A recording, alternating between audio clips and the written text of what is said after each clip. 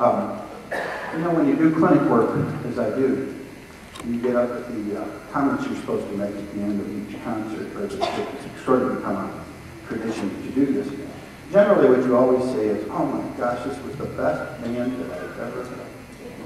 And of course, it's always the best band that you've ever had, you know.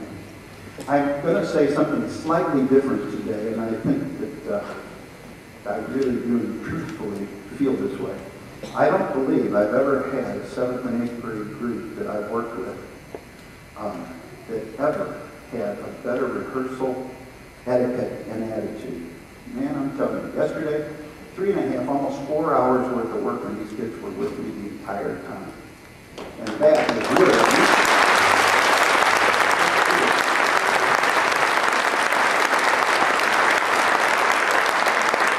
I think I've always believed one of the greatest benefits to kids' participation in band is the things that it creates in terms of self-discipline and in addition to musicianship. So a few of these kids are going to go on to be professional musicians, and even, you know, very few will even become teachers.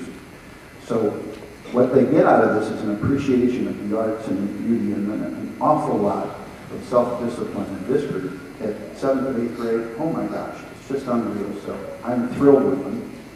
And I think that's a credit to the directors that sent these kids here. So a special thanks to them. And I guess more than anything else, a special thanks to you. You're here, you're supporting your kids, and the results are obvious. It's just really wonderful. So congratulations on that too. We're not going to play the Caribbean Rondo for you. We're going to close our program with that piece called Unraveling.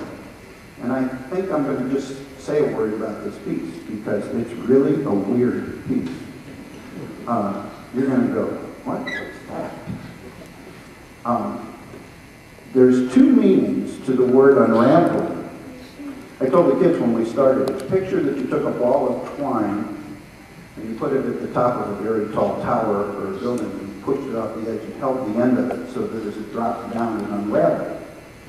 And if you'll notice, it may just be optical illusion, but as the ball gets smaller, it seems to go quicker. Well, this piece starts at one speed and goes faster and faster. And heaven help us, if we get there to the end together, it will be a miracle, but nonetheless, it does go faster and faster. So they love that part. The problem is sometimes it doesn't go faster and faster together, which can be a real problem. So we'll see how it goes. Now, the other interesting thing about this piece that I would have never thought of until I read the notes that Andrew Boysen, that wrote it, writes in his liner notes that he had in mind Maurice Ravel's Bolero, which most of you probably know. And the Bolero is a one-melody composition that Ravel wrote as an orchestration exercise more than anything else. Well, this is a one-melody piece. It isn't tremendously difficult in that regard. So he was thinking of it as unreveling. Sorry, you know, I didn't do it, he did. So, you know, any lack of humor there, you got to blame Andrew Boysen. But at any rate, a double meaning on this piece. So we hope you enjoy it. It's very short and very strange.